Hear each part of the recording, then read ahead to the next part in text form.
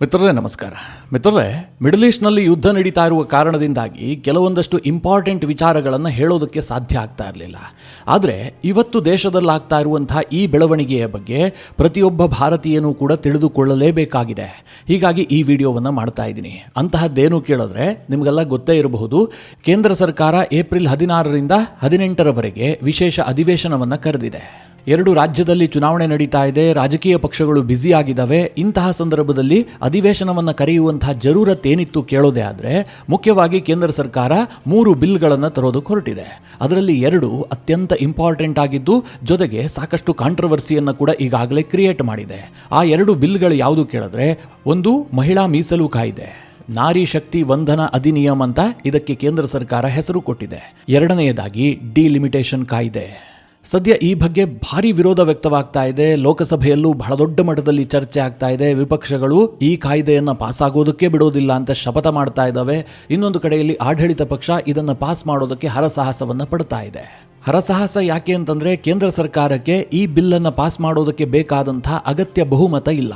ಹೀಗಾಗಿ ವಿಪಕ್ಷಗಳನ್ನು ವಿಶ್ವಾಸಕ್ಕೆ ಪಡೆಯುವಂತಹದ್ದು ಕೇಂದ್ರ ಸರ್ಕಾರಕ್ಕೆ ಬಹಳ ಅನಿವಾರ್ಯವಾಗಿದೆ. ಹಾಗಾದರೆ ಏನಿದು? ಮಹಿಳಾ ಮೀಸಲಾತಿ ಕಾಯ್ದೆಯನ್ನು ಜಾರಿಗೆ ತಂದಿದ್ದೇ ಆದರೆ ಅದರಿಂದ ಏನು ಪರಿಣಾಮ ಆಗುತ್ತೆ? ಡಿಲಿಮಿಟೇಷನ್ ಆಗಿದ್ದೇ ಆದರೆ ಅದು ರಾಜಕೀಯದ ಮೇಲೆ ಯಾವ ರೀತಿಯಾಗಿ ಪ್ರಭಾವ ಬೀರುತ್ತೆ? ವಿಪಕ್ಷಗಳು ಯಾಕೆ ವಿರೋಧ ಮಾಡ್ತಾ ಇದ್ದಾವೆ? ಕೇಂದ್ರ ಸರ್ಕಾರ ಈ ಬಿಲ್ಲನ್ನು ಯಾಕೋಸ್ಕರವಾಗಿ ತರ್ತಾ ಇದೆ? ಇದೆಲ್ಲದರ ಬಗ್ಗೆ ಈ ವಿಡಿಯೋದಲ್ಲಿ ನಿಮಗೆ ಡೀಟೇಲ್ ಆಗಿ ತಿಳಿಸ್ಕೊಡ್ತೀನಿ. ಮಿತ್ರರೇ, ಈ ದೇಶದ ರಾಜಕಾರಣದಲ್ಲಿ ಬಹಳ ದೊಡ್ಡ ಬದಲಾವಣೆಗೆ ಕಾರಣವಾಗುವಂಥ ಅತ್ಯಂತ ಮಹತ್ವಪೂರ್ಣವಾದಂತಹ ಘಟನೆ ಇದು. ಹೀಗಾಗಿ ನೀವು ಈ ವಿಡಿಯೋನ ಕೊನೆವರೆಗೂ ಮಿಸ್ ಮಾಡದೆ ನೋಡಿ.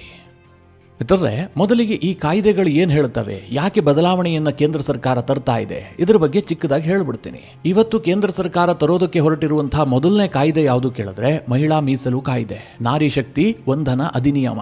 ಈ ಕಾಯ್ದೆ ಏನು ಹೇಳುತ್ತೆ ಅಂತಂದ್ರೆ, ಈಗ ಲೋಕಸಭೆಯಲ್ಲಿ ಎಂಪಿಗಳಿದಾರಲ್ಲ, ಇವರಲ್ಲಿ ಕಡ್ಡಾಯವಾಗಿ 33% ಮಹಿಳೆಯರೇ ಇರಬೇಕು. ಅಂದ್ರೆ ಕೆಲ ಕ್ಷೇತ್ರಗಳನ್ನ ಮಹಿಳೆಯರಿಗೆ ಮೀಸಲಾಗಿ ಘೋಷಣೆ ಮಾಡಿಬಿಡಬೇಕು. ಅಲ್ಲಿ ಪುರುಷರಿಗೆ ಸ್ಪರ್ಧೆ ಮಾಡೋದಕ್ಕೆ ಅವಕಾಶವೇ ಇರೋದಿಲ್ಲ. ಈಗ ಹೇಗೆ SC ST ಮೀಸಲು ಕ್ಷೇತ್ರಗಳಿದಾವೋ ಅದೇ ರೀತಿಯಾಗಿ ಈ ದೇಶದಲ್ಲಿ ಮಹಿಳಾ ಮೀಸಲು ಕ್ಷೇತ್ರವೂ ಕೂಡ ಜಾರಿಗೆ ಬರುತ್ತೆ. ಈ ವಿಚಾರ ನಿಮಗೆ ಕ್ಲಿಯರ್ ಆಗಿ ಅರ್ಥ ಆಯಿತು ಅಂತ ಭಾವಿಸಿದ್ದೀನಿ. ಇದಕ್ಕೇನು ಹೆಚ್ಚಿನ ವಿಶ್ಲೇಷಣೆಗಳು ಬೇಕಾಗೋದಿಲ್ಲ. ಇದಕ್ಕೊಂದು ಉದಾಹರಣೆ ಕೊಡಬೇಕು ಅಂತಂದ್ರೆ, ಕರ್ನಾಟಕದಲ್ಲಿ 28 ಲೋಕಸಭಾ ಕ್ಷೇತ್ರಗಳಿದ್ದಾವೆ. ಮಹಿಳಾ ಮೀಸಲಾತಿ ಜಾರಿಗೆ ಬಂದಿದ್ದೇ ಆದರೆ ಹತ್ತತ್ರ 9ರಿಂದ 10 ಕ್ಷೇತ್ರಗಳು ಮಹಿಳೆಯರಿಗೆ ಮೀಸಲಾಗ್ಬಿಡುತ್ತೆ. ಆ 10 ಕ್ಷೇತ್ರಗಳು ಮೊದಲೇ ನಿಗದಿ ಆಗಿಬಿಡುತ್ತೆ. ಈಗ ಬೆಂಗಳೂರಿನಲ್ಲಿ 4 ಕ್ಷೇತ್ರಗಳಿದಾವಲ್ಲ, ಅದರಲ್ಲಿ ಬೆಂಗಳೂರು ನಾರ್ತ್ ಮತ್ತು ಸೌತ್ ಎರಡೂ ಕೂಡ ಮಹಿಳೆಯರಿಗೆ ಮೀಸಲು ಹೀಗಂತ ಘೋಷಣೆ ಮಾಡಿದ್ದೇ ಆದರೆ ಅಲ್ಲಿ ಮಹಿಳೆಯರೇ ಸ್ಪರ್ಧೆ ಮಾಡಬೇಕು. ಬಿಜೆಪಿಯಿಂದಲೂ ಮಹಿಳಾ ಅಭ್ಯರ್ಥಿಯನ್ನೇ ಹಾಕಬೇಕು, ಕಾಂಗ್ರೆಸ್ನವರು ಮಹಿಳಾ ಅಭ್ಯರ್ಥಿಯನ್ನೇ ಹಾಕಬೇಕು. ಯಾವುದೇ ಪಕ್ಷದವರು ಸ್ಪರ್ಧೆ ಮಾಡೋದಾದ್ರೂ ಕೂಡ ಅಲ್ಲಿ ಮಹಿಳೆಯರು ಮಾತ್ರ ಸ್ಪರ್ಧೆ ಮಾಡೋದಕ್ಕೆ ಸಾಧ್ಯ. ನಾನು ಪಕ್ಷೇತರವಾಗಿ ಸ್ಪರ್ಧಿಸ್ತೀನಿ ಅಂತ ಹೇಳಿ ಒಬ್ಬ ಪುರುಷ ಹೋಗಿ ಅಲ್ಲಿ ಆ ಕ್ಷೇತ್ರದಲ್ಲಿ ನಾಮಿನೇಷನ್ ಮಾಡುವ ಹಾಗಿಲ್ಲ. ಆ ಕ್ಷೇತ್ರ ಕೇವಲ ಮಹಿಳೆಯರಿಗೆ ಮಾತ್ರ ಮೀಸಲಾಗಿರುತ್ತೆ. ಅಂತಹ ಒಂದು ಕಾಯ್ದೆಯನ್ನ ಕೇಂದ್ರ ಸರ್ಕಾರ ಜಾರಿಗೆ ತರೋದು ಹೊರಟಿದೆ. ಈಗಾಗಲೇ ಕೇಂದ್ರ ಸರ್ಕಾರ ಲೋಕಸಭೆಯಲ್ಲಿ ಇದನ್ನು ಮಂಡಿಸಿತ್ತು, ಪಾಸ್ ಮಾಡಿತ್ತು. ಆದರೆ ಈಗ ಇದನ್ನ 2029 ಚುನಾವಣೆಯಲ್ಲೇ ದೇಶಾದ್ಯಂತ ಜಾರಿಗೆ ತರುವಂತಹದ್ದು ಕೇಂದ್ರ ಸರ್ಕಾರದ ಉದ್ದೇಶ. ಈ ಕಾಯ್ದೆಯ ಜೊತೆಗೆ ಕೇಂದ್ರ ಸರ್ಕಾರ ಅತ್ಯಂತ ಬುದ್ಧಿವಂತಿಕೆಯನ್ನು ಪ್ರದರ್ಶನ ಮಾಡಿ ಇನ್ನೊಂದು ಕಾಯ್ದೆಯನ್ನ ಕೂಡ ಸೇರಿಸ್ಬಿಟ್ಟಿದೆ. ಅದೇನು ಕೇಳಿದ್ರೆ, ಡಿಲಿಮಿಟೇಷನ್. ಇದು ವಿಪಕ್ಷಗಳನ್ನ ಕೆಡ್ಡಕ್ಕೆ ಬೀಳಿಸುವಂತಹ ಒಂದು ಪ್ರಯತ್ನ ಅಷ್ಟೇ. ಇವತ್ತು ಕೇಂದ್ರ ಸರ್ಕಾರ ಡಿಲಿಮಿಟೇಷನ್ ಬಿಲ್ ಅನ್ನ ಜಾರಿಗೆ ತರೋದಕ್ಕೆ ಕಷ್ಟಪಡಬೇಕು. ಯಾಕೆ ಕೇಳಿದ್ರೆ, ಅದಕ್ಕೆ ಬೇಕಾದಂತಹ ಬಹುಮತ ಕೇಂದ್ರ ಸರ್ಕಾರದ ಬಳಿಯಲ್ಲಿಲ್ಲ. ಡಿಲಿಮಿಟೇಷನ್ ಬಿಲ್ ಅನ್ನ ಜಾರಿಗೆ ತರಬೇಕು ಅಂತಂದ್ರೆ ಕೇಂದ್ರ ಸರ್ಕಾರಕ್ಕೆ 3/2 ಬಹುಮತ ಇರಬೇಕು. ಅದು ಸಾಂವಿಧಾನಿಕ ತಿದ್ದುಪಡಿಯ ಬಿಲ್. ಮಹಿಳಾ ಮೀಸಲಾತಿಯನ್ನ ಜಾರಿಗೆ ತರಬೇಕಾದ್ರೂ ಕೂಡ ಅದು ಕೂಡ ಸಾಂವಿಧಾನಿಕ ತಿದ್ದುಪಡಿಯೇ. ಅದಕ್ಕೂ ಕೂಡ 2/3 ಮೆಜಾರಿಟಿ ಬೇಕು. ಆದ್ರೆ ಮಹಿಳಾ ಮೀಸಲಾತಿ ಬಿಲ್ ಅನ್ನ ವಿಪಕ್ಷಗಳು ವಿರೋಧ ಮಾಡೋದಕ್ಕೆ ಸಾಧ್ಯ ಇಲ್ಲ. ಒಂದು ವೇಳೆ ವಿರೋಧ ಮಾಡಿ ಆ ಬಿಲ್ ಅನ್ನ ತಗ್ಗಾಕಿದ್ದೇ ಆದ್ರೆ, ಅಂದ್ರೆ ಸೋಲಿಸಿದ್ದೇ ಆದ್ರೆ, ದೇಶಾದ್ಯಂತ ಅವರಿಗೇನು ಹಣೆ ಪಟ್ಟಿ ಬರುತ್ತೆ? ಇವರು ಮಹಿಳಾ ವಿರೋಧಿಗಳು. ಈ ದೇಶದ ಮಹಿಳೆಯರ ಹಿತ ಕಾಯೋದಕ್ಕೋಸ್ಕರವಾಗಿ, ಲೋಕಸಭೆಯಲ್ಲಿ ಅವರ ಪ್ರಾತಿನಿಧಿತ್ವವನ್ನು ಜಾಸ್ತಿ ಮಾಡೋದಕ್ಕೋಸ್ಕರವಾಗಿ ಕೇಂದ್ರ ಸರ್ಕಾರ ಮಹಿಳಾ ಮೀಸಲಾತಿ ಬಿಲ್ ಅನ್ನು ತಂದ್ರೆ ಅದನ್ನು ವಿಪಕ್ಷಗಳು ಬೆಂಬಲಿಸದೆ ಆ ಬಿಲ್ ಸೋಲುವಂತೆ ಮಾಡಿಬಿಟ್ವು, ಅದು ಜಾರಿ ಆಗೋದನ್ನು ತಪ್ಪಿಸಿಬಿಟ್ವು. ಈ ರೀತಿಯಾಗಿ ಹಣೆ ಪಟ್ಟಿ ಬೇರೆ ಬಂದುಬಿಡುತ್ತೆ. ಈಗಾಗಲೇ 2 ರಾಜ್ಯಗಳಲ್ಲಿ ಚುನಾವಣೆ ನಡೀತಾ ಇದೆ. ಅಲ್ಲಿ ಮಹಿಳೆಯರ ಓಟ್ ಇದೆಯಲ್ಲ, ಅದು ಬಹಳ ನಿರ್ಣಾಯಕ. ಹೀಗಾಗಿ ವಿಪಕ್ಷಗಳು ಅದನ್ನ ವಿರೋಧ ಮಾಡೋದಕ್ಕೆ ಸಾಧ್ಯವೇ ಇಲ್ಲ. ಕೇಂದ್ರ ಸರ್ಕಾರ ಏನ್ ಬಿಲ್ ಅನ್ನ ತಂದಿದೆಯೋ ಅದನ್ನ ಒಪ್ಕೊಳ್ಳಲೇಬೇಕು. ಹೀಗಾಗಿ ಕೇಂದ್ರ ಸರ್ಕಾರ ಇದಕ್ಕೆ ಅಡಿಷನಲ್ ಆಗಿ ಏನು ಆಡ್ ಮಾಡಿದೆ ಅಂತಂದ್ರೆ, ಈ ಕ್ಷೇತ್ರ ಮರು ವಿಂಗಡಣೆ ಡಿಲಿಮಿಟೇಷನ್ ಬಿಲ್ ಇದೆಯಲ್ಲ, ಅದನ್ನು ಕೂಡ ಈ ಮಹಿಳಾ ಮೀಸಲಾತಿ ಬಿಲ್ ಜೊತೆಗೆ ಸೇರಿಸ್ಬಿಟ್ಟಿದೆ. ಎರಡೂ ಕೂಡ ಪ್ರತ್ಯೇಕ ಬಿಲ್ಗಳೇ, ಆದರೆ ಒಟ್ಟಿಗೆ ಜಾರಿಗೆ ತರುವಂತೆ ಆ ನಿಯಮಗಳನ್ನು ರೂಪಿಸಲಾಗಿದೆ. ಇದು ವಿಪಕ್ಷಗಳನ್ನು ಕೆರಳಿಸಿದೆ. ಬಹುತೇಕ ವಿಪಕ್ಷಗಳ ಸ್ಟ್ಯಾಂಡ್ ಏನು ಗೊತ್ತಾ? ನಾವು ಮಹಿಳಾ ಮೀಸಲಾತಿ ಬಿಲ್ ಅನ್ನ ಬೆಂಬಲಿಸ್ತೀವಿ. ಅದಕ್ಕೂ ಅಪಸ್ವರಗಳಿದಾವೆ, ನಾನು ಮುಂದೆ ಹೇಳ್ತೀನಿ. ಆದರೆ ನಾವು ಡಿಲಿಮಿಟೇಷನ್ ಬಿಲ್ ಅನ್ನ ಯಾವ ಕಾರಣಕ್ಕೂ ಬೆಂಬಲಿಸೋದಿಲ್ಲ. ಇದು ಬಿಜೆಪಿಯವರು ಮಾಡ್ತಾ ಇರುವಂತಹ ಕುತಂತ್ರ. ಅವರು ಈ ದೇಶದಲ್ಲಿ ಮುಂದೆ ಯಾವತ್ತೂ ಕೂಡ ಗೆಲ್ಲೋದಕ್ಕಾಗೋದಿಲ್ಲ ಅನ್ನುವಂತಹ ಪರಿಸ್ಥಿತಿಗೆ ಬಂದು ಬಿಟ್ಟಿದ್ದಾರೆ. ಹೀಗಾಗಿ ಹಿಂಬಾಗಿಲ ಮೂಲಕವಾಗಿ ಅಧಿಕಾರವನ್ನು ಹಿಡಿಯೋದಕ್ಕೋಸ್ಕರವಾಗಿ ಡಿಲಿಮಿಟೇಷನ್ ಬಿಲ್ ಅನ್ನು ಜಾರಿಗೆ ತರ್ತಾ ಇದ್ದಾರೆ. ಇದಕ್ಕೆ ನಾವು ಅವಕಾಶ ಕೊಡೋದಿಲ್ಲ. ಹೀಗಂತ ವಿಪಕ್ಷಗಳು ತೀವ್ರವಾಗಿ ವಿರೋಧ ಮಾಡ್ತಾ ಇದ್ದಾವೆ. ಹಾಗಾದರೆ ಡಿಲಿಮಿಟೇಷನ್ ಬಿಲ್ ಬಂದಿದ್ದೆ ಆದರೆ ಏನಾಗುತ್ತೆ? ಅದೇನಾದರೂ ಬಿಜೆಪಿಗೆ ಲಾಭ ಆಗತ್ತಾ? ಏನದು ಡಿಲಿಮಿಟೇಷನ್ ಬಿಲ್? ಇದನ್ನು ನೋಡೋದಾದರೆ ನಿಮಗೆಲ್ಲ ಗೊತ್ತೇ ಇದೆ, ಮೋದಿ ಸರ್ಕಾರ ಹೊಸದಾಗಿ ಸಂಸತ್ ಭವನವನ್ನು ನಿರ್ಮಾಣ ಮಾಡಿತು. ಈ ಹಿಂದಿನ ಸಂಸತ್ ಭವನ ಗಟ್ಟಿಮುಟ್ಟಾಗಿತ್ತು. ಆದರೂ ಕೂಡ ಬಹಳ ಭವ್ಯವಾದಂತಹ ಮತ್ತೊಂದು ಹೊಸ ಸಂಸತ್ ಭವನವನ್ನು ನಿರ್ಮಾಣ ಮಾಡಲಾಗಿದೆ. ಅದರ ಉದ್ದೇಶ ಏನು ಗೊತ್ತಾ? ಈ ದೇಶದ ಸಂಸದರ ಸಂಖ್ಯೆ ಮುಂದಿನ ದಿನಗಳಲ್ಲಿ ಜಾಸ್ತಿ ಆಗತ್ತೆ. ಈಗಿರುವಂತಹ ಬಿಲ್ಡಿಂಗ್ ಅದನ್ನು ತಡೆದುಕೊಳ್ಳೋದಿಲ್ಲ, ಅಂದ್ರೆ ಅದು ಜಾಗ ಸಾಕಾಗೋದಿಲ್ಲ. ಹೀಗಾಗಿ ಮುಂದಿನ ಡಿಲಿಮಿಟೇಷನ್ ಬಿಲ್ ಅನ್ನ ಗಣನೆಯಲ್ಲಿ ಇಟ್ಕೊಂಡೇ ಹೊಸ ಸಂಸತ್ ಭವನವನ್ನ ಕಟ್ಟಲಾಗಿದೆ. ನಾನು ಯಾಕೆ ಇದನ್ನ ಇಲ್ಲಿಗೆ ಟ್ಯಾಗ್ ಮಾಡಿ ಹೇಳ್ತಾ ಇದ್ದೀನಿ ಅಂತಂದ್ರೆ, ಈ ಪ್ರಯತ್ನ ಇದೆಯಲ್ಲ, ಡಿಲಿಮಿಟೇಷನ್ ಮಾಡುವಂತಹ ಪ್ರಯತ್ನ, ಇದು ಇವತ್ತು ನಿನ್ನೆಯದಲ್ಲ. ಇದೊಂದು ಸಾಂವಿಧಾನಿಕವಾದಂತಹ ಪ್ರಯತ್ನ, ಕಾಲಕಾಲಕ್ಕೆ ಆಗಬೇಕಾದಂತಹ ಕೆಲಸವೂ ಕೂಡ ಹೌದು. ಈ ಡಿಲಿಮಿಟೇಷನ್ ಬಿಲ್ ಮೂಲಕವಾಗಿ ಕೇಂದ್ರ ಸರ್ಕಾರ ಏನ್ ಮಾಡುತ್ತೆ ಕೇಳಿದ್ರೆ, ಈಗೇನು ಲೋಕಸಭೆಯ ಸಂಸದರ ಸಂಖ್ಯೆ ಇದೆಯಲ್ಲ 543, ಇದನ್ನ 850ಕ್ಕೆ ಏರಿಸಲಾಗತ್ತೆ. ಇದನ್ನ ಕೇಳಿದಾಗ ನಿಮ್ಗೆ ಅನ್ನಿಸಬಹುದು, ಅದು ಯಾಕಪ್ಪ 543 ಇದ್ರೆ ಏನಾಗುತ್ತೆ, ಕೇಂದ್ರ ಸರ್ಕಾರಕ್ಕೆ ಅದರಿಂದ ಬಾಧಿ ಏನು, ಇನ್ನೊಂದಷ್ಟು ಹೊಸ ಸಂಸದರನ್ನು ಯಾಕೆ ಆಯ್ಕೆ ಮಾಡಿ ಕಳುಹಿಸಬೇಕು ಅಂತ. ನಮ್ಮ ಸಂವಿಧಾನದಲ್ಲಿ ಬಹಳ ಸ್ಪಷ್ಟವಾಗಿ ಹೇಳಲಾಗಿದೆ, ಜನಸಂಖ್ಯೆಯ ಆಧಾರದಲ್ಲಿ ಡಿಲಿಮಿಟೇಷನ್ ಅನ್ನ ಕಾಲಕಾಲಕ್ಕೆ ಮಾಡಬೇಕು ಅಂತ. ಹೀಗಾಗಿ ಸಂಸದರ ಸಂಖ್ಯೆಯನ್ನ 850ಕ್ಕೆ ಏರಿಸೋದಕ್ಕೆ ನಿರ್ಧಾರ ಮಾಡಲಾಗಿದೆ. ಸ್ವತಂತ್ರ ಬಂದ ಮೇಲೆ ಅನೇಕ ಬಾರಿ ಈ ರೀತಿಯ ಡಿಲಿಮಿಟೇಷನ್ ಅನ್ನ ಮಾಡಲಾಗಿದೆ. ಯಾವತ್ತೂ ಕೂಡ ಅದೇನು ದೊಡ್ಡ ಚರ್ಚೆ ಆಗಿರಲಿಲ್ಲ. 1951ರಲ್ಲಿ ಸ್ವತಂತ್ರ ಬಂದಂತಹ 4 ವರ್ಷಕ್ಕೆ ಮೊದಲ ಬಾರಿಗೆ ಡಿಲಿಮಿಟೇಷನ್ ಆಗುತ್ತೆ. ಆಗ ಒಟ್ಟು 494 ಸೀಟುಗಳನ್ನ ಲೋಕಸಭೆಗೆ ನಿರ್ಧಾರ ಮಾಡಲಾಗಿರುತ್ತೆ. ಅನಂತರದಲ್ಲಿ 1963ರಲ್ಲಿ ಪುನಃ ಡಿಲಿಮಿಟೇಷನ್ ಆಗುತ್ತೆ. ಆಗ 28 ಕ್ಷೇತ್ರಗಳನ್ನ ಹೆಚ್ಚುವರಿಯಾಗಿ ಸೇರಿಸಲಾಗುತ್ತೆ. ಆಗ ಒಟ್ಟು ಲೋಕಸಭಾ ಕ್ಷೇತ್ರಗಳ ಸಂಖ್ಯೆ 522 ಆಗುತ್ತೆ. ಅನಂತರ ಕಡೆಯದಾಗಿ ಮಾಡಿದಂತಹ ಡಿಲಿಮಿಟೇಷನ್ ಯಾವುದು ಕೇಳಿದ್ರೆ 1973ರಲ್ಲಿ. ಆಗ 21 ಕ್ಷೇತ್ರಗಳನ್ನು ಹೆಚ್ಚುವರಿಯಾಗಿ ಸೇರಿಸಿ ಲೋಕಸಭೆಯ ಒಟ್ಟು ಸದಸ್ಯರ ಸಂಖ್ಯೆಯನ್ನ 543ಕ್ಕೆ ನಿಗದಿ ಮಾಡಲಾಗುತ್ತೆ. ಅದಾದ ಮೇಲೂ ಕೂಡ ಡಿಲಿಮಿಟೇಷನ್ ಆಗಿದೆ, ಆದರೆ ಸಂಖ್ಯೆಗಳನ್ನು ಹೆಚ್ಚುವರಿಯಾಗಿ ಮಾಡಿಲ್ಲ.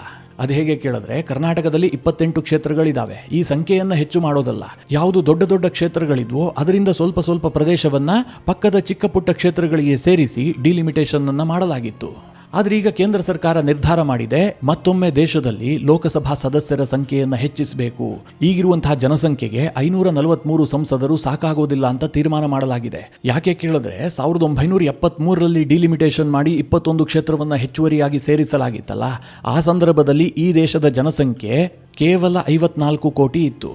ಈ 543 ಸಂಸದರಿದಾರಲ್ಲ, ಈ ಸಂಖ್ಯೆಯನ್ನು ನಿಗದಿ ಮಾಡಿದ್ದು ಕೇವಲ 54 ಕೋಟಿ ಜನರಿಗೆ ಮಾತ್ರ. ಈಗ ದೇಶದ ಜನಸಂಖ್ಯೆ ಎಷ್ಟಾಗಿದೆ? 2011ರ ಜನಗಣತಿಯಲ್ಲಿ 102 ಕೋಟಿ ಆಗಿದೆ. ಈಗ ಇದು 140 ಕೋಟಿಯನ್ನ ದಾಟಿರುವಂತಹ ಅಂದಾಜಿದೆ. ಈಗಲೂ ಕೂಡ 543 ಜನ ಸಂಸದರಿದ್ದಿದ್ದೇ ಆದರೆ ಎಲ್ಲರಿಗೂ ಕೂಡ ನ್ಯಾಯವನ್ನು ಕೊಡಿಸೋದಕ್ಕೆ ಸಾಧ್ಯ ಇಲ್ಲ, ಎಲ್ಲರ ವಾಯ್ಸ್ ಆಗಿ ಅವರು ಕೆಲಸ ಮಾಡೋದಕ್ಕೆ ಸಾಧ್ಯ ಇಲ್ಲ ಅಂತ ಹೇಳ್ಬಿಟ್ಟು ಈ ಸಂಖ್ಯೆಯನ್ನ ಕನಿಷ್ಠ ಪಕ್ಷ 850ಕ್ಕೆ ಏರಿಸಬೇಕು ಅಂತ ತೀರ್ಮಾನ ಮಾಡಲಾಗಿದೆ. ಈ ಹಿಂದಿನ ಅನುಪಾತದಲ್ಲೇ ಮಾಡೋದಾದ್ರೆ ಈಗಿನ ಜನಸಂಖ್ಯೆಗೆ 1000ಕ್ಕೂ ಹೆಚ್ಚು ಲೋಕಸಭಾ ಸದಸ್ಯರು ಬೇಕಾಗುತ್ತೆ. ಆದ್ರೆ ಈಗ ಇದನ್ನ 850ಕ್ಕೆ ಫಿಕ್ಸ್ ಮಾಡಲಾಗಿದೆ. ಅದನ್ನ ದಾಟಬಾರದು ಅಂತ. ಮಾಡ್ಲಿ ಬಿಡಿ, ಇದರಿಂದ ಎಲ್ಲರಿಗೂ ಒಂದೇ ತರ ಆಗುತ್ತಲ್ವಾ. ಡಿಲಿಮಿಟೇಷನ್ ಮಾಡಿದ್ರಿಂದ ವಿಪಕ್ಷಗಳಿಗೆ ಏನ್ ತೊಂದರೆ ಆಗುತ್ತೆ? ಸಂಖ್ಯೆ ಜಾಸ್ತಿ ಆಗುತ್ತೆ, ಹೆಚ್ಚಿನ ಸಂಸದರು ಇವರು ಕೂಡ ಆಯ್ಕೆ ಆಗೋದಕ್ಕೆ ಅವಕಾಶ ಇರುತ್ತೆ. ವಿಪಕ್ಷಗಳು ಯಾಕೆ ಇದಕ್ಕೆ ವಿರೋಧ ಮಾಡಬೇಕು? ಹೀಗೊಂದು ಪ್ರಶ್ನೆ ನಿಮಗೆ ಬರ್ತಾ ಇದೆ ಅಲ್ವಾ?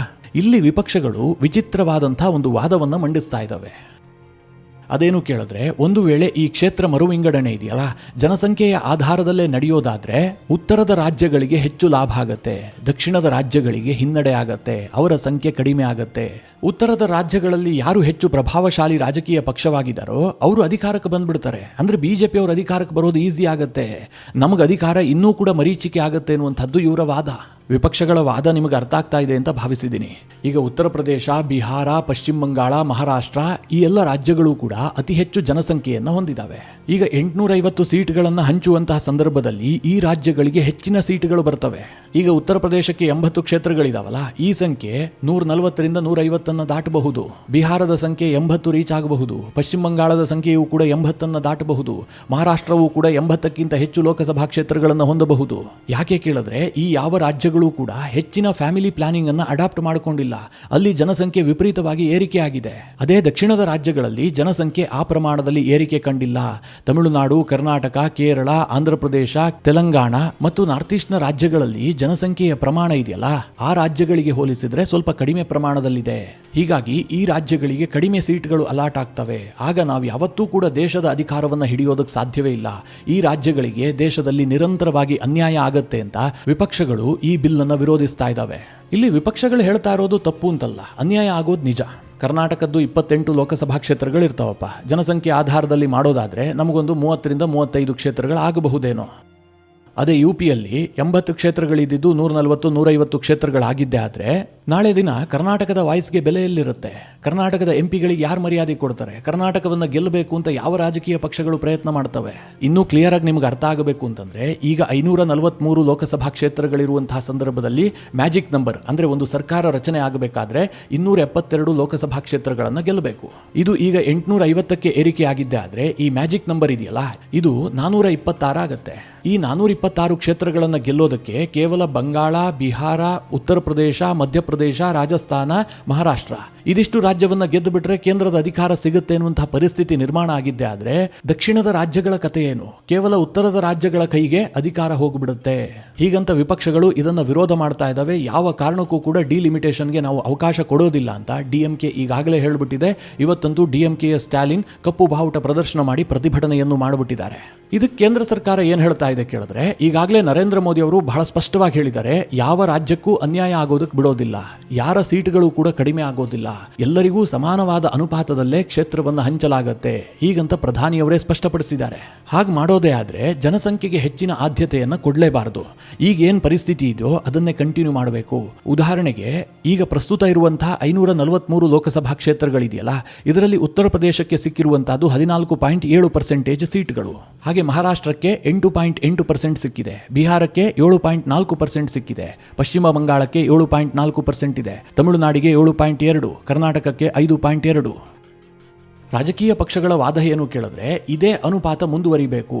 ಹೊಸದಾಗಿ 850 ಕ್ಷೇತ್ರಗಳು ನಿಗದಿ ಆದಂತಹ ಸಂದರ್ಭದಲ್ಲೂ ಕೂಡ ತಮಿಳುನಾಡಿನ ಪರ್ಸೆಂಟೇಜ್ 7.2 ಇದೆಯಲ್ಲ, ಅದು ಬದಲಾಗಬಾರ್ದು. ಅದು 6%ಗೋ 5%ಗೋ ಕುಸಿಬಾರ್ದು. ಕರ್ನಾಟಕದ್ದು ಕೂಡ ಅಷ್ಟೇ 5.2% ಇದೆಯಲ್ಲ, ಅದು ಅಷ್ಟೇ ಇರಬೇಕು. ಅದು 4%ಗೆ ಕುಸಿಬಾರ್ದು. ಇದು ವಿಪಕ್ಷಗಳ ವಾದ. ನಿಮಗೆ ಅರ್ಥ ಆಯ್ತು ಅಂತ ಭಾವಿಸಿದ್ದೀನಿ. ಈಗ 543 ಇದ್ದಾಗ ಕರ್ನಾಟಕದಲ್ಲಿ 28 ಲೋಕಸಭಾ ಕ್ಷೇತ್ರಗಳಿದ್ದಾವೆ, 5.2% ಲೋಕಸಭಾ ಕ್ಷೇತ್ರದಲ್ಲಿ. ಈಗ ಹೊಸ ಡಿಲಿಮಿಟೇಷನ್ ಪ್ರಕಾರ 850 ಸಂಖ್ಯೆಗೆ ಲೋಕಸಭಾ ಕ್ಷೇತ್ರಗಳು ಏರಿಕೆ ಆಗುತ್ತಲ್ಲ, ಆ ಸಂದರ್ಭದಲ್ಲೂ ಕೂಡ ಕರ್ನಾಟಕಕ್ಕೆ 5.2% ಸೀಟನ್ನು ಕೊಟ್ಟಿದ್ದೆ ಆದ್ರೆ ಕರ್ನಾಟಕದ ಲೋಕಸಭಾ ಸದಸ್ಯರ ಸಂಖ್ಯೆ 44ಕ್ಕೆ ಏರಿಕೆ ಆಗುತ್ತೆ.